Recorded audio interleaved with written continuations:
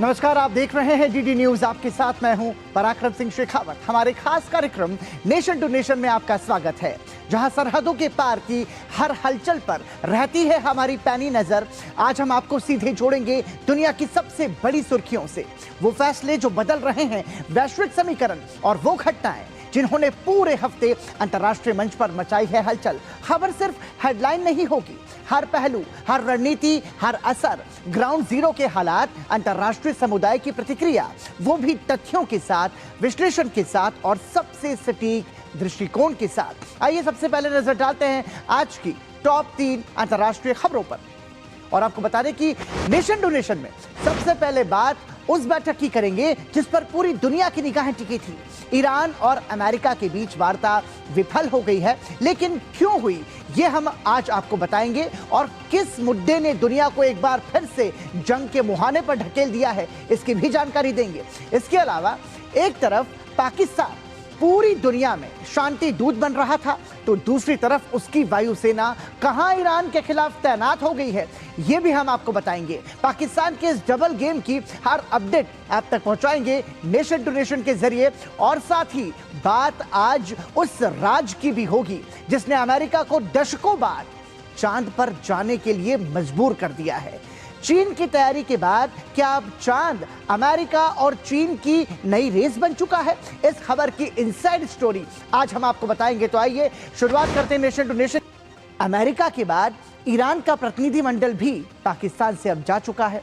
बेनतीजा जो कि ये वार्ता थी वो खत्म रह गई, और इसका एक ऐसा उम्मीद की जा रही थी कि इसका कुछ सकारात्मक अंजाम निकल सकता है, लेकिन वो नहीं हो सका। आपको बता दें कि अमेरिका ईरान की वार्ता पूरी तरीके से विफल रही है। बिना किसी नतीजे के ही ये बैठक खत्म हो गई।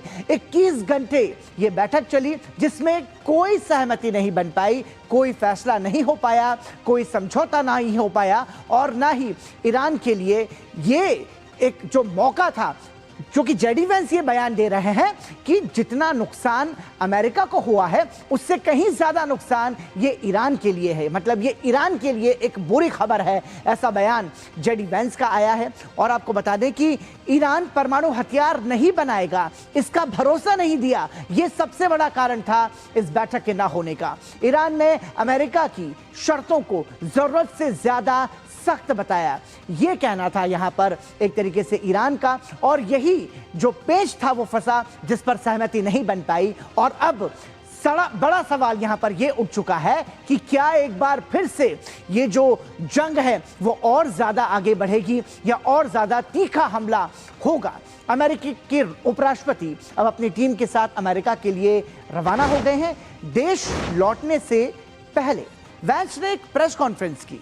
उन्होंने कहा कि अमेरिका बिना किसी डील के ही लौट रहा है, समझौता ना होना अमेरिका से ज्यादा ईरान के लिए बुरी खबर है। We've been at it now for 21 hours, and we've had a number of substantive discussions with the Iranians. That's the good news. The bad news is that we have not reached an agreement, and I think that's bad news for Iran much more than it's bad news for the United States of America. So we go back to the United States having not come to an agreement. We've made very clear what our red lines are, what things we're willing to accommodate them on, and what things we're not willing to accommodate them on. And we've made that as clear as we possibly could, and they have chosen not to accept our terms. तो JD Vance कह रहे हैं कि ये हमारे लिए उतना बुरा नहीं है जितना ज्यादा ये ईरान के लिए बुरा है। और आइए अब आपको बताते हैं कि इस बैठक में किन किन मुद्दों पर चर्चा हुई। बैठक के बड़े मुद्दों की यदि हम बात करें तो वो हम जरा वॉल के जरिए आपको समझाने की कोशिश करेंगे। ईरान का न्यूक्लियर प्रोग्राम ये चर्चा का एक बड़ा विषय था, जिस पर अमेरिका का कहना था कि ये उस पर काम ना करें, लेकिन ईरान ने इसे नहीं माना। स्ट्रेट ऑफ हॉर्मुज ये भी सबसे बड़ा कारण था अमेरिका का, सीधे तौर पर कहना था स्ट्रेट ऑफ हॉर्मुज खोला जाए। उसके साथ ही बैलिस्टिक मिसाइल्स प्रोग्राम, अमेरिका एक तरीके से ईरान के बैलिस्टिक मिसाइल प्रोग्राम को सीमित करना चाह रहा था, और प्रतिबंध हटाना भी ये एक बड़ी मांग यहां पर रखी गई थी, जिस पर सहमति नहीं बन पाई। तो एक तरीके से ये जो बैठक थी ये बेनतीजा रही और पाकिस्तान में चल रही उच्च स्तरीय शांति वार्ता के विफल होने के साथ ही वैश्विक कूटनीति को एक बड़ा झटका लगा है। सूत्रों के अनुसार पाकिस्तान की मध्यस्थता में हुई यह बैठक उस समय पटरी से उतर गई जब ईरान ने अमेरिका द्वारा रखी गई जो परमाणु शर्तें हैं, उन परमाणु शर्तों को अत्यधिक और अनुचित करार देकर स्वीकार करने से मना कर दिया। अमेरिका ने स्पष्ट किया था कि यदि ईरान को प्रतिबंधों में ढील चाहिए तो उसे अपने 60% संवर्धित यूरेनियम के भंडार को तुरंत नष्ट करना होगा या किसी तीसरे देश को सौंपना होगा। अमेरिकी खुफिया रिपोर्ट्स का दावा है कि ईरान अब हथियार ग्रेड यूरेनियम से महज कुछ ही हफ्ते दूर है। इसलिए ट्रंप ने 2 टूक कहा था कि ईरान को परमाणु हथियार नहीं बनाने देंगे और अब इस मुद्दे पर ही पूरी वार्ता अटक गई है। और अब इसका किस तरीके से आगे इसको बढ़ाया जाएगा ये यहां पर देखने वाली बात होगी। और आपको बता दें कि बैठक के बाद अमेरिकी उपराष्ट्रपति जेडी वैंस ने कहा कि हमें ईरान से परमाणु हथियारों पर पक्का वादा चाहिए था जो उन्होंने हमें नहीं दिया। I won't go into all the details because I don't want to negotiate in public after we negotiated for 21 hours in private. But the simple fact is that we need to see an affirmative commitment that they will not seek a nuclear weapon and they will not seek the tools that would enable them to quickly achieve a nuclear weapon. That is the core goal of the President of the United States, and that's what we've tried to achieve through these negotiations. But the simple question is, do we see a fundamental commitment of will for the Iranians not to develop a nuclear weapon, not just now, not just 2 years from now, but for the long term? We haven't seen that yet. We hope that we will. America Iran वार्ता बिना नतीजे के खत्म हो गई, लेकिन बातचीत के नाम पर असली फायदा अमेरिका ने उठाया है। अमेरिका ने होर्मुज में माइंस हटाने वाले जहाज भेज दिए हैं। सेंट्रल कमांड ने इस बात की जानकारी दी कि युद्ध विराम के बाद अमेरिकी जहाज होर्मुज स्ट्रेट से गुजरे और माइंस हटाने का काम उन्होंने किया। तो एक तरीके से जो पूरी कोशिश थी उस कोशिश के तहत अमेरिका एक तरीके से अपना कंट्रोल वहां पर चाहता है और अमेरिका ने यह भी साफ कर दिया है कि स्ट्रेट ऑफ होर्मुज जो है वो ईरान बंद नहीं कर सकता, उसे वो खोलना ही होगा। हालांकि ईरान इस पर अड़ा हुआ है। ईरान ने कहा कि वो अपनी शर्तों पर वहां पर काम करेगा और इससे पहले ट्रंप ने संकेत दिए थे कि ईरान के साथ डील हो या ना हो इससे अमेरिका को कोई फर्क नहीं पड़ता। यह संकेत था कि ईरान के साथ वार्ता पटरी से उतर चुकी है। We're in very deep negotiations with Iran. We win regardless. We've defeated them militarily. They've dropped a couple of water mines, you call them water mines, in the boat. We've defeated all of their water boats too. Their Navy has gone 158 ships. They have 28 water droppers, mine droppers they call them. All of them are sunk. They probably have a couple of mines in the water. We have mine sweepers out there. We're sweeping the strait. In addition to that, we're negotiating. Whether we make a deal or not makes no difference to me. ऐसे में सवाल ये उठता है कि वार्ता के विफल होने के बाद अमेरिका के पास अब क्या विकल्प है? क्या ईरान के आसमान में एक बार फिर से अमेरिका और इजराइल के विमानों की गर्जना सुनाई देगी? ये यहां पर बड़ा सवाल यहां पर उठ रहा है। दरअसल अस्थायी युद्ध विराम को बनाए रखना ये एक आगे की जो रास्ता है ये समझ में आ रहा है। वर्तमान में 7 अप्रैल से प्रभावी 2 सप्ताह का युद्ध विराम लागू है, लेकिन जिस तरीके से ये डील नहीं हुई है तो अब क्या माना जाए कि ये जो युद्ध विराम है या इसी तरीके से लागू रहेगा या फिर इस पर विराम लग जाएगा? पाकिस्तान और अन्य मध्यस्थ देश जैसे ओमान कोशिश करेंगे कि इस युद्ध विराम की अवधि को बढ़ाया जाए ताकि पूर्ण युद्ध को टाला जा सके। लेकिन यदि ईरान होर्मुज जल डमरू मध्य जो है, जिसे स्ट्रेट ऑफ होर्मुज भी कहा जाता है, उसको फिर से पूरी तरह से बंद करता है तो ये युद्ध विराम तुरंत टूट सकता है, क्योंकि अमेरिका ने चेतावनी दी है कि ईरान को स्ट्रेट ऑफ होर्मुज खोलना ही होगा। सैन्य कार्रवाई का विस्तार ये दूसरा विकल्प है। वार्ता विफल होने पर सैन्य विकल्प सबसे ऊपर है। अमेरिका इजराइल को यदि ईरान परमाणु संवर्धन कम करने की लिखित प्रतिबद्धता नहीं देता तो अमेरिका और इजराइल ईरानी परमाणु केंद्र और सैन्य ठिकानों पर फिर से बड़े हवाई हमले शुरू कर सकता है। और इसके अलावा जो तीसरा विकल्प है वो अधिकतम दबाव और नए आर्थिक आर्थिक प्रतिबंध, ये अमेरिका के पास में तीसरा विकल्प सामने है। ट्रंप प्रशासन इस विफलता के बाद सेकेंडरी प्रतिबंधों को और कड़ा कर सकता है। इसका उद्देश्य ईरान की अर्थव्यवस्था को पूरी तरह से अलग थलग करना होगा ताकि उसे फिर से बातचीत की मेज पर आने के लिए मजबूर किया जा सके। और चौथे विकल्प की बात करें तो क्षेत्रीय देशों की मध्यस्थता, ये चौथा विकल्प नजर आ रहा है। चूंकि सीधी बातचीत विफल रही है और अब सारा दारोमदार क्षेत्रीय देशों पर निर्भर है। इसके अलावा परमाणु हथियारों की घोषणा, ये एक सबसे बड़ा खतरा अमेरिका के लिए भी हो सकता है, क्योंकि एक तरीके से ईरान को यदि ये लगता है कि कूटनीति पूरी तरीके से विफल हो गई है और उस पर हमले जारी रहेंगे तो वो आधिकारिक तौर पर खुद को परमाणु शक्ति संपन्न देश घोषित कर सकता है। सवाल ये है कि क्या ईरान के पास हथियार बनाने लायक यूरेनियम है, ये भी बड़ा सवाल है। और इस बीच अमेरिकी खुफिया रिपोर्ट से पता चलता है कि चीन ईरान के संघर्ष में ज्यादा एक्टिव भूमिका निभाने पर विचार कर रहा है। भले ही चीन एक बड़े युद्ध से बचना चाहता हो, लेकिन वो ईरान अमेरिका संघर्ष में अपनी सक्रियता बढ़ाना चाह रहा है। एक रिपोर्ट में कहा गया है कि ईरान मिसाइल्स और ड्रोन में इस्तेमाल होने वाली जरूरी पार्ट्स के लिए चीन पर निर्भर है और चीन ईरान को हथियारों से मदद कर सकता है। इस पर ट्रंप ने चीन को चेतावनी दी है।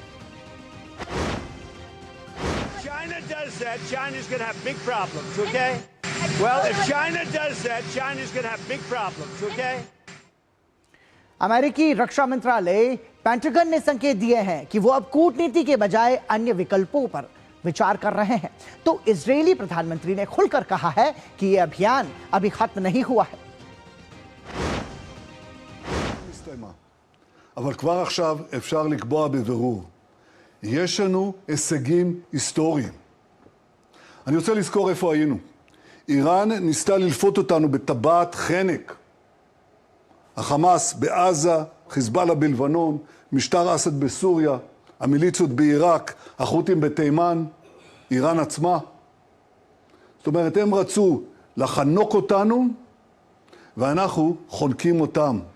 הם איימו עלינו בהשמדה, והם עכשיו נלחמים לשרוד. אנחנו הכינו בהם, יש לנו עוד מה לעשות. तो सीधी चेतावनी बेंजामिन नेतन्याहू दे रहे हैं कि हमने अभी बहुत कुछ किया है, लेकिन अभी और कुछ बहुत है जो करना हमें बाकी है और हम उन्हें तबाह कर देंगे जो हमारी तरफ हाथ बढ़ा रहे हैं, हमारा गला घोट रहे हैं। इसी के साथ नेशन टू नेशन में रुक रहे हैं एक छोटे से ब्रेक के लिए।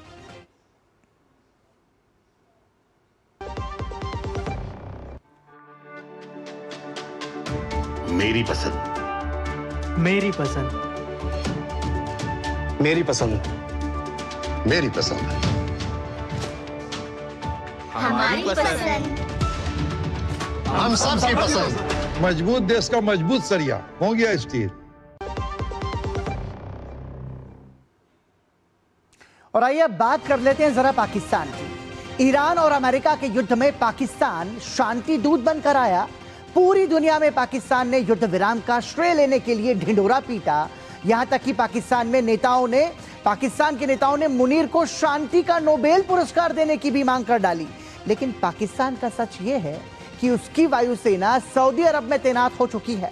पाकिस्तान और सऊदी अरब ने सितंबर 2025 में डिफेंस कोऑपरेशन और सिक्योरिटी पर एक जॉइंट स्ट्रेटेजिक डिफेंस एग्रीमेंट पर हस्ताक्षर किए थे, जिसके तहत किसी भी देश के खिलाफ बाहरी हमला दोनों देशों के खिलाफ हमला माना जाएगा। यानी ईरान के खिलाफ पाकिस्तान अब एक्शन में है।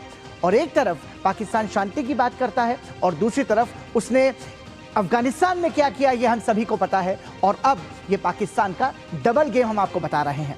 पाकिस्तान ने सऊदी अरब भेजे अपने फाइटर जेट्स और रक्षा समझौते के तहत फाइटर जेट जो हैं ये भेजे गए हैं। साथ ही सऊदी अरब रक्षा मंत्रालय ने भी इसकी पुष्टि कर दी है।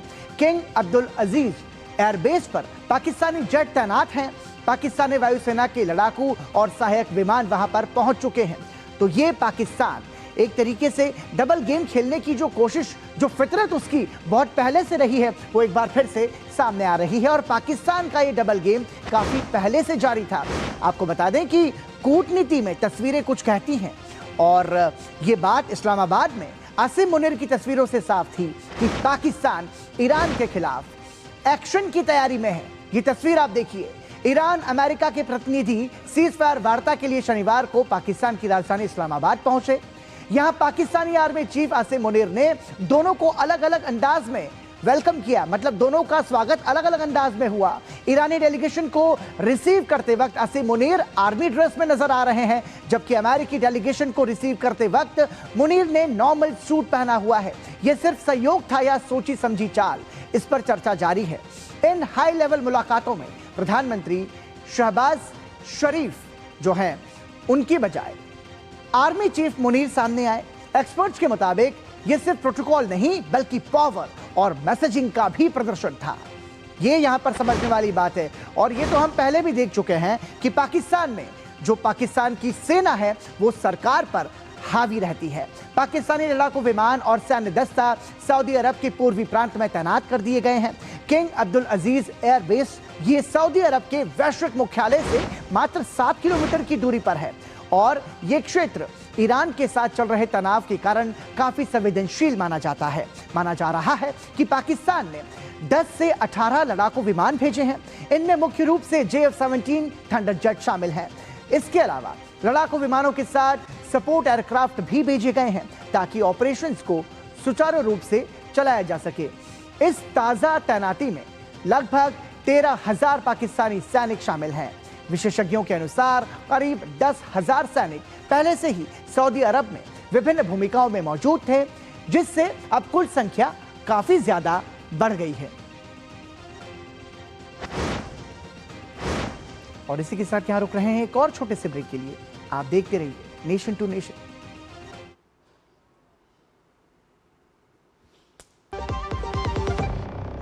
जब धरती चीर कर निकलता है लोहे का पत्थर और मिलता है मोंगिया के जोश से, फिर तपता है, पिघलता है और बनता है फौलाद। अब होता है सरिया सारी खूबियों के साथ। मोंगिया स्टील, मजबूत देश का मजबूत सरिया। पढ़ता है, खेलता है, झूलता उछलता है, दौड़ता कभी कभी दौड़ कराता है, आगे आगे बढ़ता है इंडिया, अमूल दूध पीता है इंडिया।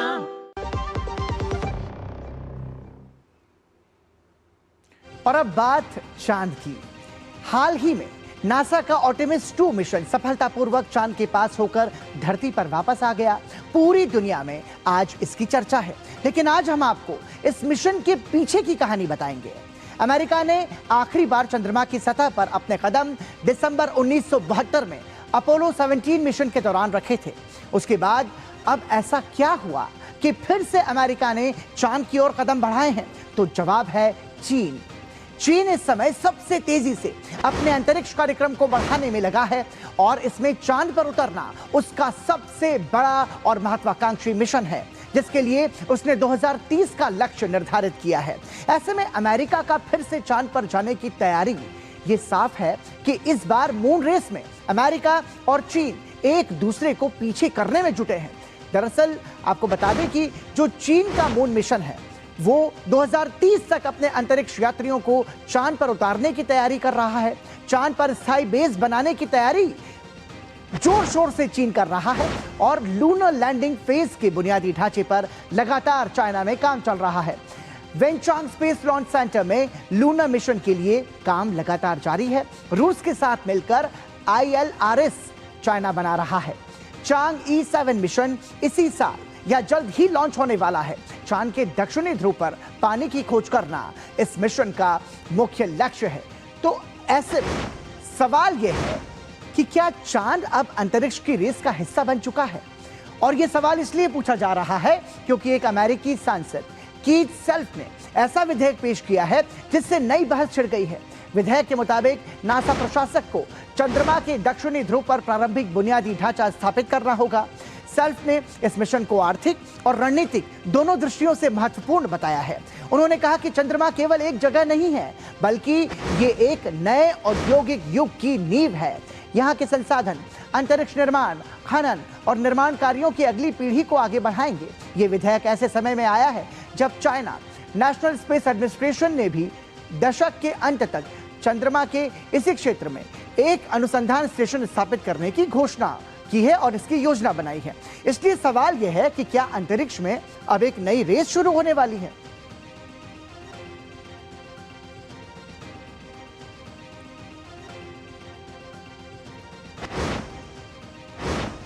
तो आर्टेमिस 2 के बाद अमेरिका कई मिशन चांद पर भेजने वाला है, जिसका मकसद चांद पर अमेरिकी बेस बनाना होगा। ग्राफिक्स के जरिए आपको समझाते हैं कि आखिर ये मिशन क्या है। आर्टेमिस 3 तकनीकी परीक्षण का मिशन होगा, जिसकी तैयारी लगातार यहां पर चल रही है। पहले चांद पर लैंडिंग करना था। आर्टेमिस 3 मिशन के तहत चांद पर लैंडिंग पहले होनी थी, लेकिन उस पर अभी रिसर्च लगातार कर रहे हैं वो।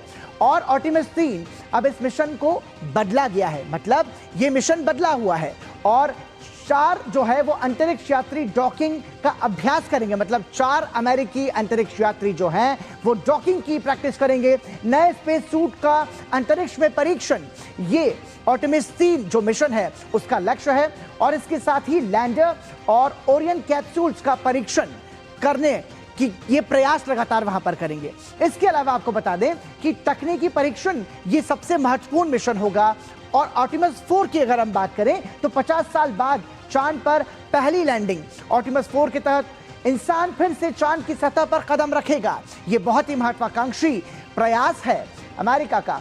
और अपोलो 17 के बाद दक्षिणी ध्रुव पर उतरेंगे आर्टेमिस 4 के जरिए। तो ये जो पूरी एक्सरसाइज की जा रही है, ये चांद पर एक तरीके से रिसर्च की तैयारी है। NASA SLS block 1B rocket का इस्तेमाल इसके जरिए किया जाएगा। और आपको बता दें कि 2 अंतरिक्ष यात्री चांद पर 1 सप्ताह बिताएंगे, यानी कि पूरा 1 सप्ताह तक 2 अंतरिक्ष यात्री चांद पर रहेंगे, जबकि 2 अन्य अंतरिक्ष यात्री ओरियन कैप्सूल्स में चांद की कक्षा में रहेंगे और अपना रिसर्च करेंगे। इसके अलावा आर्टेमिस 4 की अगर बात करें तो 50 साल बाद चांद पर पहली लैंडिंग इसका लक्ष्य है। और इस मिशन के साथ साथ इंसान फिर से चांद की सतह पर कदम रखेगा। मतलब हम ये समझ सकते हैं कि कितना रोमांचकारी ये अनुभव होगा और उसी को लेकर के ये प्रयास लगातार जारी है। और अपोलो 17 के बाद ये दक्षिणी ध्रुव पर उतरेंगे, यहां पर यह भी महत्वपूर्ण है। अब आर्टेमिस 5 के बारे में आपको बताते हैं। चांद पर स्थायी मिशन की शुरुआत आर्टेमिस 5 के तहत यहां पर की गई। मिशन के साथ चांद पर स्थायी रिसर्च बेस बनाने की जो कोशिश है, और आप ये समझिए कि ये स्थायी रिसर्च बेस बनाने की बात यहां पर की जा रही है। चांद पर केवल जाने के लिए नहीं, बल्कि वहां रुकना, वहां पर रिसर्च करना, ये प्रयास वहां पर लगातार किया जाएगा। और ब्लू मून लैंडर का उपयोग होने की संभावना आर्टेमिस 5 मिशन के तहत यहां पर हो सकती है। इसके अलावा इससे अंतरिक्ष यात्री जो है वो दूर तक यात्रा कर सकेंगे, ऐसा प्रयास भी है। और इसके साथ आर्टेमिस 5 मिशन की एक महत्वपूर्ण बात यह है कि एक स्थायी रिसर्च बेस बनाने की जो प्रक्रिया है वो शुरू होगी, और ये इसका लक्ष्य भी है।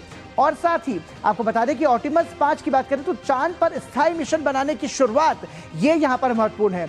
और अब आपको अमेरिका के बाद अब बताते हैं चाइना की तैयारी। जो कोशिश चाइना की है, चांगी 2 जो है वो हाई रिजोल्यूशन तकनीक का इस्तेमाल वहां पर करेगा चांद पर जाने के लिए। चांगी 3 चंद्रमा पर सॉफ्ट लैंडिंग और रोवर को उतारना, ये उसकी कोशिश होगी।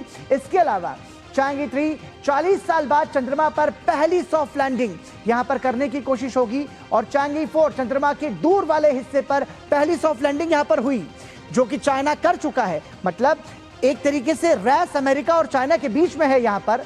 चांगी 5 चांद से लगभग 1.7 किलोग्राम चट्टानों के सैंपल वो लेकर के धरती पर आया। और चांगी 5 चंद्रमा का पिछला हिस्से से पहली बार यहां पर सैंपल लिया गया। चांगी 1 चंद्रमा की ऑर्बिटिंग और सतह की मैपिंग, ये चांगी 1 का ये अपना मिशन था। चांगी 2 हाई रेजोल्यूशन इमेजिंग और आगे के लैंडिंग साइट्स की जानकारी इकट्ठा करना। तो आप समझिए कि अमेरिका और चाइना जैसे देश इतना ज्यादा रिसर्च कर रहे हैं चांद पर जाने के लिए, और अब एक तरीके से उन दोनों का ये जो प्रयास है वो एक दौड़ में तब्दील हो चुका है। ऐसे में देखना होगा कि इसमें जीत किसकी होगी।